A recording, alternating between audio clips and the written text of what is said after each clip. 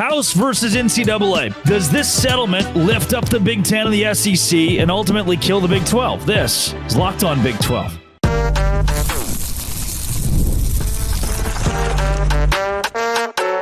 You are Locked On Big 12, your daily podcast on the Big 12 Conference. Part of the Locked On Podcast Network, your team every day.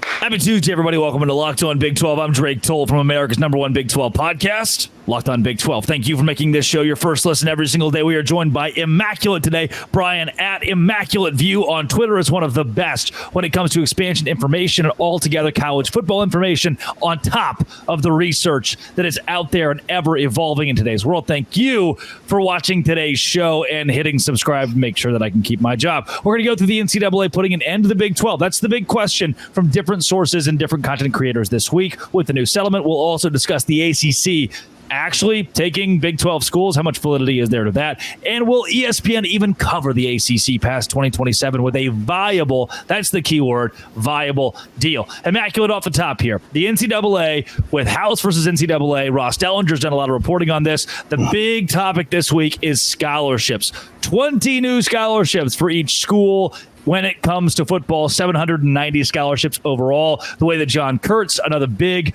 primarily Big 12 creator, put it is, does this hurt? Does this kill? Does this affect the Big 12 in a negative way? When you look at it, is this inherently bad for the Big 12 conference?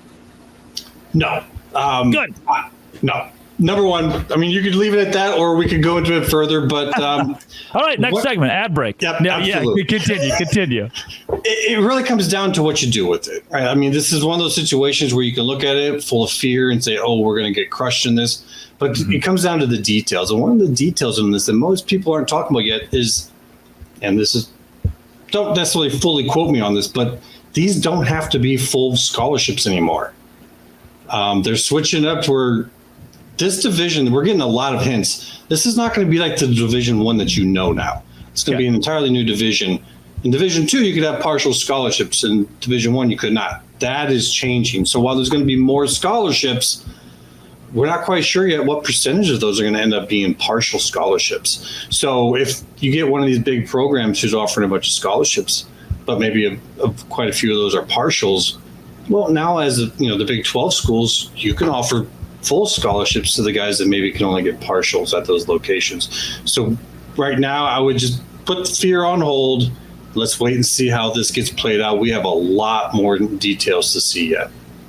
If somebody comes to you and says, this is my first thought, oh, well, now Alabama's got 20 extra spots for 20 more 4-stars that might have gone to Texas Tech to play, but now they're going to Alabama because Bama's got a larger roster. How do you respond to that? Well, that's Alabama. I just saw something not too long ago on Twitter that the amount of money that they're bringing in is just astronomical. Yeah.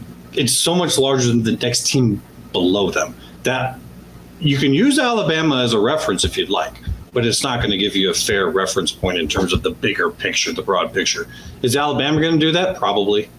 Yep. And, good luck.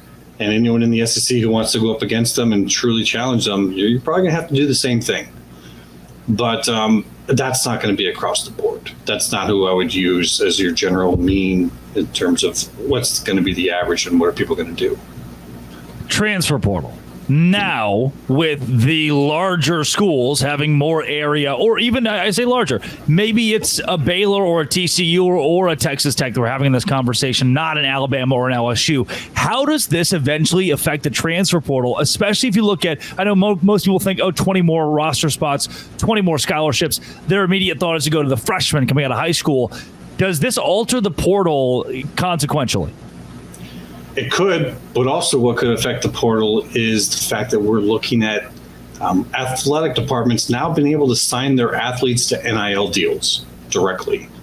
So I don't know what's going to be in those contracts. Not my specialty, not my forte. You might have to look at some other people in that. But I think that is something to watch. If you get a kid signed for 3 years, now there's got to be a negotiation between athletic departments just for you to transfer. Things could get more complicated. We might see less transfer portal. NIL. My thought is that if you are an NIL collective leader, recently appointed the NIL collective leader of your university, your job became much more obsolete because of this whole revenue sharing deal that more athletic directors are starting to focus on.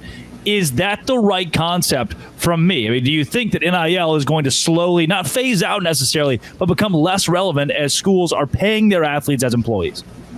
Yes and no. I think for the broad number of players, yes.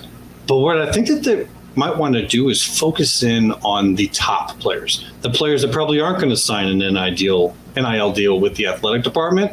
Yep. They want to give up all their rights there because they're worth a whole lot more. So now maybe your NIL operative, your collective, can focus on those guys. And instead of having to spread between all the players, they can really focus in on maybe the top guys. So this could be a blessing in disguise for them as well. We'll see.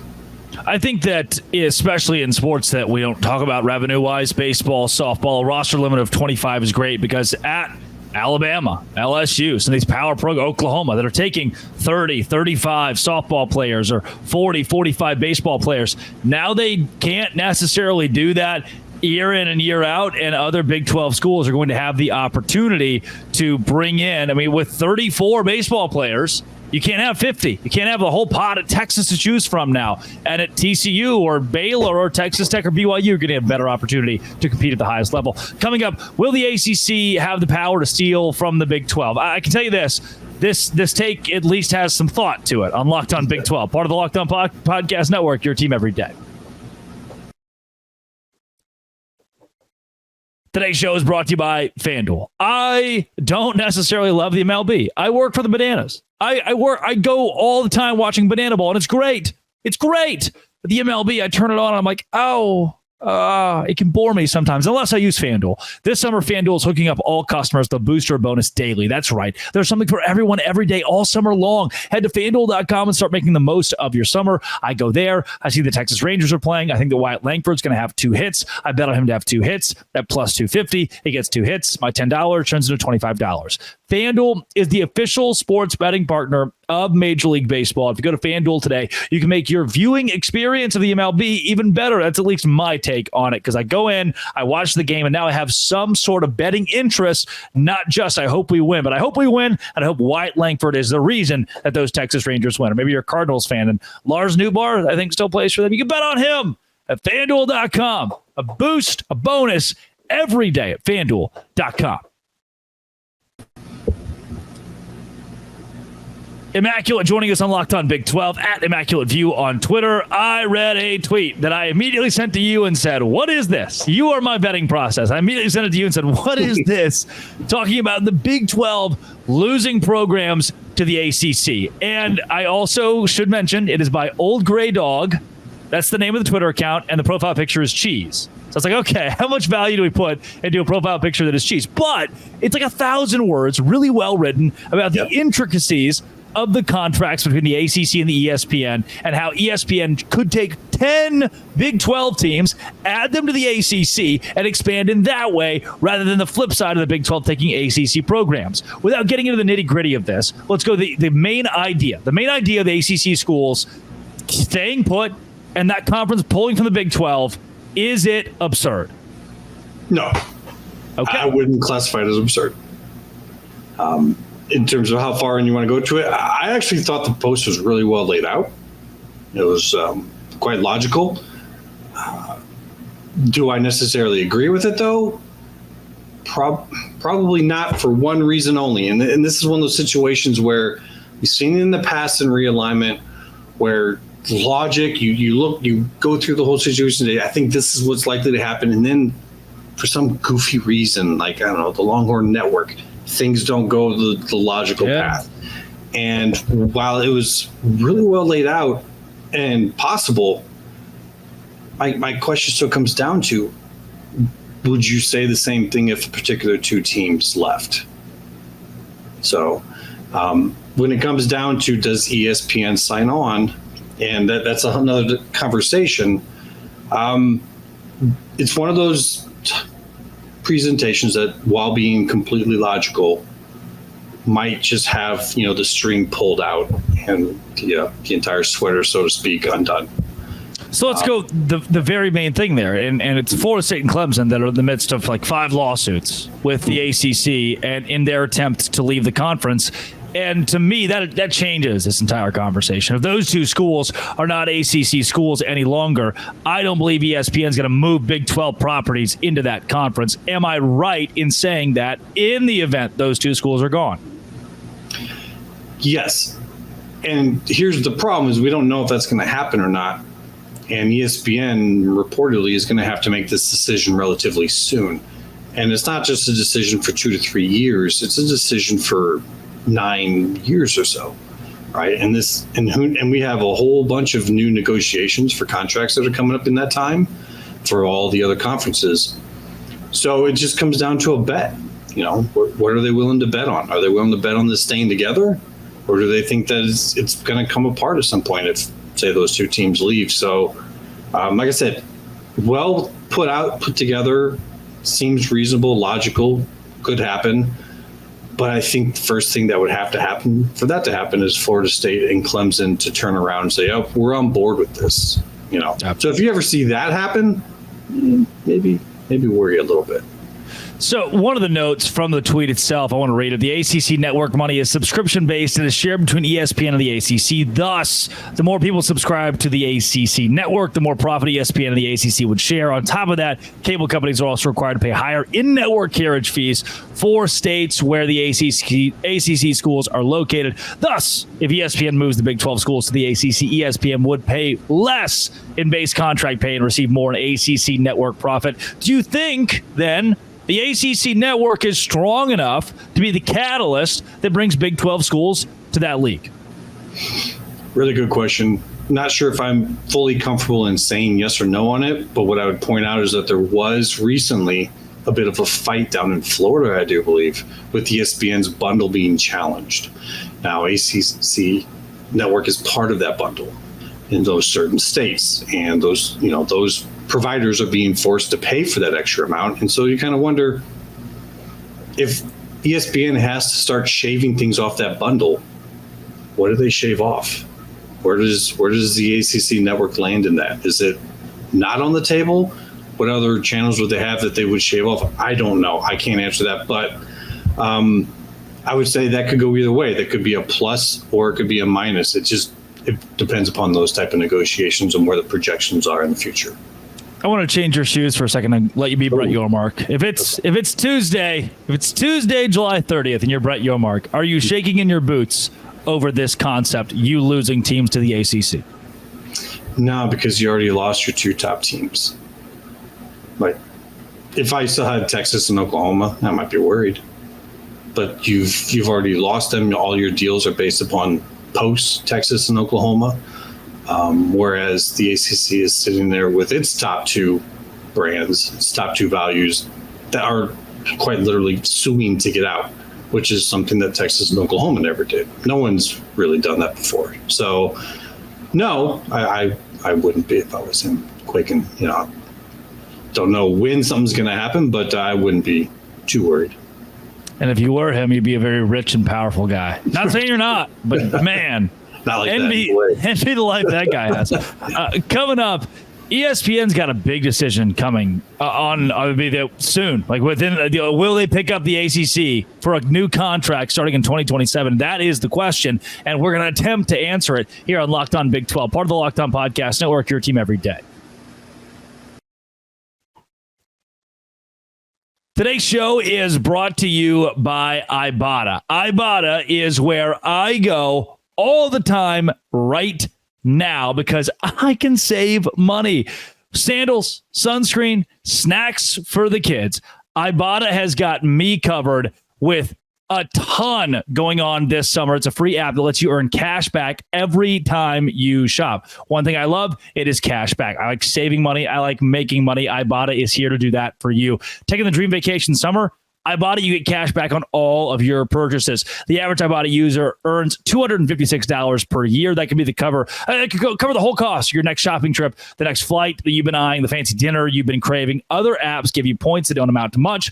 Ibotta, you earn cash back. Save on over 2,400 brands from Lowe's to Macy's to Sephora. And right now you can join 50 million users with Ibotta. And our listeners get $5 off just for trying it. Use code LOCKEDONCollege when you register. Just go to the App Store, Google Play Store, and download the free Ibotta app. Use code LOCKEDONCollege, and you are all set up for a free $5 to start earning. It's IBOTTA in the Google Play or App Store. Use code LOCKEDONCollege. Today's show is also brought to you by Factor. My meals have gotten so much easier. 35 different meals, 60 add-ons to choose from. Make today the day you kickstart your new health routine. Factor's fresh, never frozen meals are dietitian approved and easy and ready in 2 minutes. So you don't have to even cook. You just got filet mignon, shrimp, blackened salmon, all right there for you effortlessly. Head to factormeals.com/LockedOnCollege50 and use code LockedOnCollege50 to get 50% off your first box, plus 20% off your next month. That's code LockedOnCollege50 at factormeals.com/LockedOnCollege50 to get 50% off your first box, plus 20% off your next month while your subscription is active at factor.com. Factormeals.com. Ha ha ha.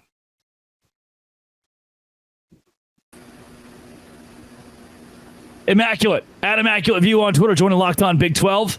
You know what? Sure. Let's just do it. Let's just do it off the top of the rim. I'll make it easy for you, and then we'll unpack. Okay. Will ESPN still be in cahoots with the ACC in 2027? The way you question that, I would say yes. Okay. Now, that caveat you gave there, the way I questioned it, how do you see the relationship? As ESPN has to decide very soon how they want to maneuver the future of the ACC, and they don't even know if Florida State and Clemson will still be there, though a lot of avenues point to them not being. What is the nature, in your eyes, of that relationship within a couple of years? Well, personally, if I was in their shoes, I would have been looking at the situation hoping that someone was going to make it easy for you, whether it's someone breaking out, getting a settlement. You're kind of hoping to have something done so that way your decision that you might be leaning towards can be made for you, and you can point to that and say, this is why. It's not us. It's just bad business decision. Now it's all about a bet. Yep. It's going to be a bet on, is this going to stay together? Do we want to pay them for another 9 years? Remember, it's 2 years from now to the point when it would end, and then another 9 years. So it's really an 11-year decision for them. And this is a deal that goes up incrementally every year. This isn't like the Big 12s where it's, where it's at is where it's at.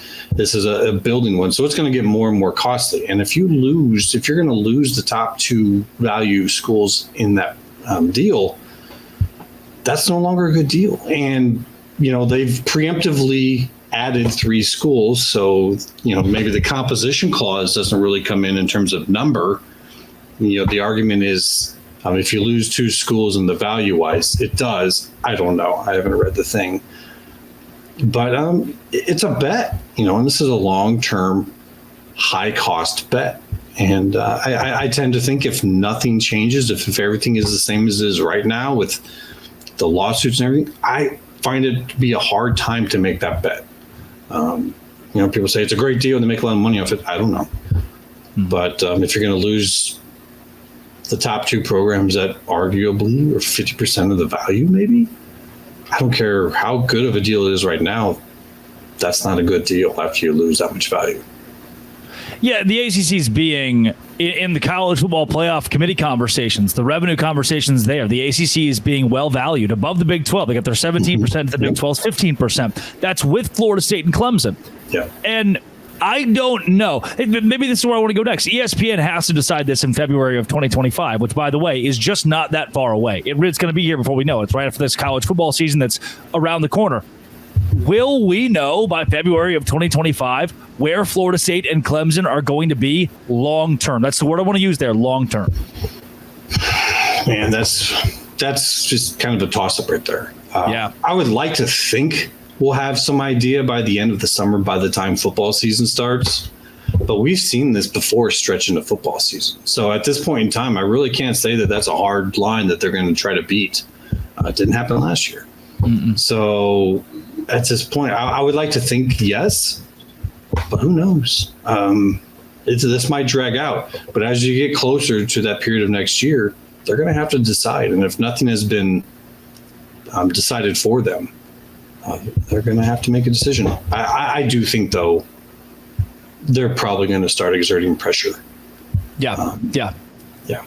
Are those two schools in a rush? Do you think that they have a set timeline in their minds? Because, we heard recently that, the Big Ten or the SEC might be out, and maybe the Big 12 is the only landing spot. Do those two schools feel desperate, rushed at all in your mind? Yes and no. Yes, because, the sooner you get out, every year that you're not out, if they really do think that they're going to the Big Ten and the SEC, just by what everyone says, then every year that they're not out, they're losing money. Yep. But at the same time, if you don't have your exit route figured out, cost-wise, how you're going to pay for it, no, you're not in a hurry. You're sitting there right now and you're making your money. You're spending on your legal fees, and it's racking up. But that could get a whole lot more costly if all of a sudden you're trying to jump out at $500 million cost.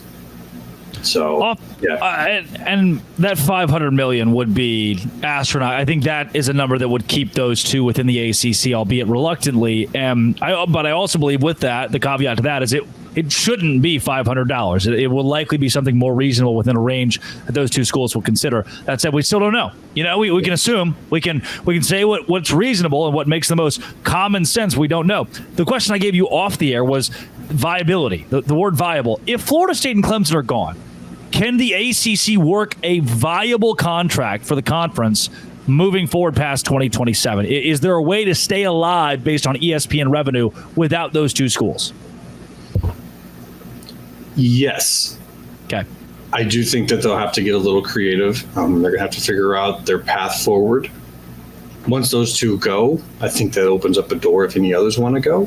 Mm-hmm. So they're going to need to have probably multiple plans laid out ready in case if this happens, what are we going to do?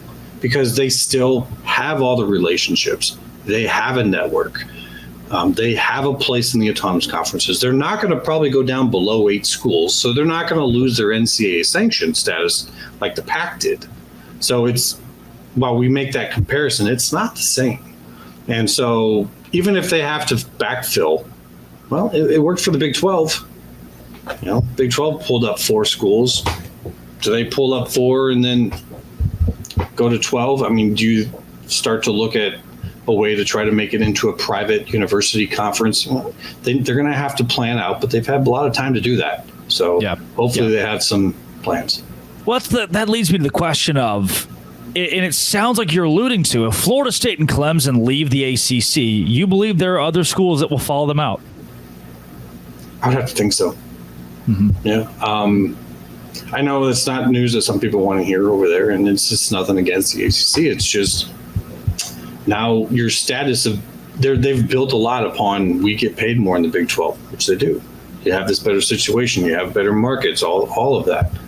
But if those two schools go, it becomes a much different situation. And so where's that going to affect people's mentalities, the psychological side of this? We saw that happen in the PAC, right? No one's going. Colorado goes, we got to, everyone just changed on a dime. That's Colorado. We're talking Florida State and Clemson. Yeah. What kind of psychological reaction is going to come from that, especially when everyone's right now is building up in the same way in kind of a defensive manner of this can't possibly happen. All right, so what happens if it does? That's my thing, is if it does happen, there's going to be a big blowback. Immaculate, short, sweet, and as educational as it gets always. Where can folks find more of your work, more of the research that you do? Because I know you're putting a lot out on Twitter or X or whatever it is that is always informational on the biggest topics. Right now, it's a little slim. I'm watching 3 things right now. 3 is I want to see the governance coming out of the NCAA settlement. I want details on that. We didn't get that. Got a little video from Dellinger about it, a little thing to look into. But then the NLRB decisions as well. So it's a little slim right now and stuff to talk about, but I am on Twitter X with Immaculate View. So if you're looking for me there, I still have conversations. Just had a couple today on there for visible people to see. But that's where we're at. That's what we do. And I think that this is going to light up here very soon now that the final settlement has been given to the judge. If we get certification, hold on. put on your seatbelts. Things are going to start to move very quickly. I love it. I love it. He's not faceless. He's not nameless. He backs it up. He covers it. He talks about it. That is immaculate. Brian his name is Brian. He's public about that too. He talks about it. Well, it's out there now. Everybody knows. I won't give you your last name away. We'll keep it away from the FBI. This has been and always will be Locked On. Thank you for making your first listen every single day. Dose Grande.